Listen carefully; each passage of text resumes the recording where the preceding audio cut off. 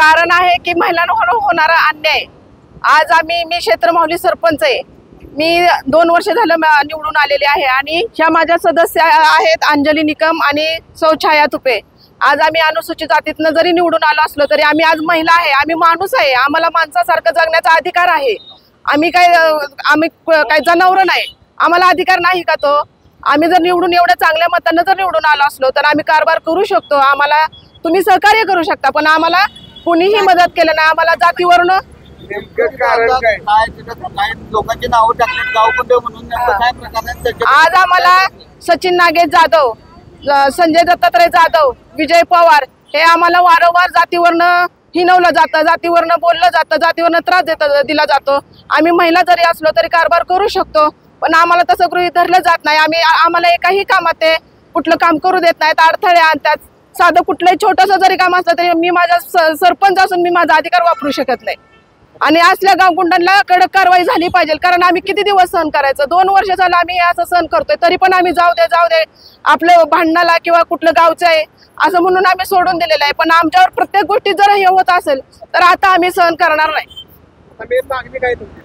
आता मेन मागणी म्हणजे आम्हाला जातीवरून हिनवलं जातं ना, तर मग आम्हाला ती का तसं? बाबासाहेबांनी आम्हाला अधिकार दिलेला आहे, तुम्ही आम्हाला कुणीच दिलेला नाही।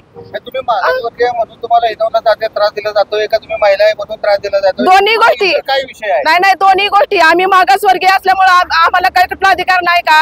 तुम्ही मला सांगा, आज आम्ही मीटिंगला जरी बसलो तरी ओपनच्या महिला आमच्याकडे बघून हसतात। आम्हाला नाहक त्रास का दिला जातो? काय कारण आहे?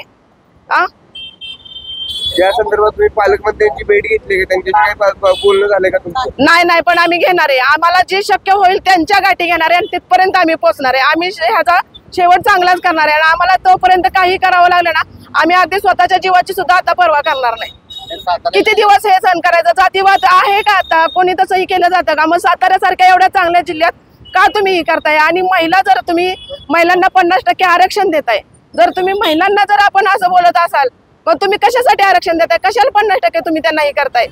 साताऱ्याला आता 4 मंत्री होते, आपल्याकडे साताऱ्यामध्ये आपले पालकमंत्री आहेत आणि ग्रामविकास मंत्री सुद्धा साताऱ्यातलेच आहे, जयकुमार गोरे। आता यांच्या कानावर हा विषय गेलाय का? नाही गेलेला, पण आम्ही आज आमची सुरुवात आहे। आज लोकशाही दिन आहे आणि आज इतक्या चांगल्या दिनासाठी म्हणून आम्ही सुरुवात केलेली आहे आणि आम्ही पालकमंत्र्यांपर्यंत त्यांच्यासोबत आम्ही ग्रामविकास मंत्री आहेत त्यांच्यासोबत सुद्धा भेटी घेणार आहे। आम्ही त्यांच्या पुढे पण आमचं म्हणणं मांडणार आहे। तुम्ही त्यांच्याकडे म्हणणं मांडलं आणि काही कारवाई जर झाली नाही तर तुमची पुढची स्टेप काय? आम्ही आमच्या स्वतःच्या जीवाचंही करणार नाही, आम्ही आत्मदहन करणार आणि त्याचं आम्ही ही करणार, 100% करणार आणि आम्हाला न्याय मिळाल्याशिवाय आम्ही मागं हटणारच नाही।